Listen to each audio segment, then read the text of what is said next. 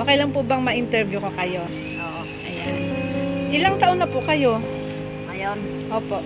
50. 50. Mas matanda pa pala ako sa inyo ng 1 taon. Ayan. Saan po kayong probinsya? Negros. Negros Occidental. Ako lalong Calatrava. Negros Occidental. Ayan. Ilang taon po kayo nung lumuwas kayo ng Maynila? 25. 25. Ibig sabihin, 25 years na kayo sa Manila. Ilang taon po, kailan po kayo umuwi? Ang edad ko, 25 years pa. Nung lumuwas kayo ng Manila. Hindi na sa uwi. Hindi pa po kayo umuwi? 25 years na? Meron naman po kayong okay lang po ba itanong ko kung kayo ay single? May anak ko doon. Ilan po anak nyo? Tatlo ulit namatay ng asawa ko doon. Patay na asawa nyo. 3 yung iniwan yung anak. 25 years na kayong walang contact sa anak nyo. Kasi pupunta ko dito, wala naman yung cellphone. Wala kayong contact. Gusto nyo po bang okay lang po ba na sabihin nyo dito yung pangalan ng anak nyo? Baka mapanood kayo. Panganay ko sa Annabel. Annabel. Sila Yokada. Tapos Renilyn. Renilyn Yokada. Tapos Maribel Yokada. Mga ilang taon na po? Bali yung bunso nyo po, mga ilang taon na? yan si Maribel. Mga ano na yun, basta kapag alis ko noon 9 months pa lang siya. 9 months pa lang. Bali siguro nasa ano na siya ngayon. 25, mga 26 na siya. 27. Pananawagan po ba kayo sa kanila? Oo, sige. Mga anak, nandito ko sa Manila. Hindi pa ko nakauwi dyan. Kasi wala akong pera. Nahirap magkapag-asawa ko dito. Nagkaroon ng sakit. Kaya gusto kami mahingi lang tulong. Saan dyan sa barangay nila, barangay sa asawa ko, barangay sa atin.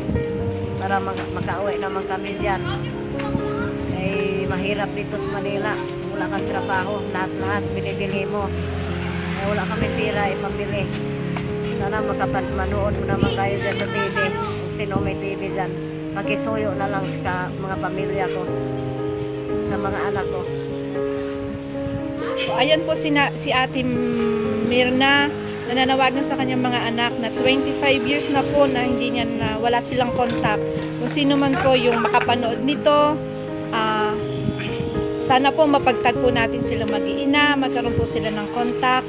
At si Kuya naman po ay ganun din sa kanyang pamilya dahil gusto na po nilang umuwi ng probinsya, nahirapan na po sila dito sa Manila.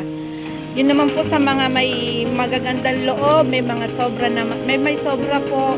Ang nais lamang po nila ay pampagamot na sa Tondo Hospital po sila nagpapagamot. Minsan po hindi sila nakakapa-check up dahil po sa wala daw po silang pamasahe.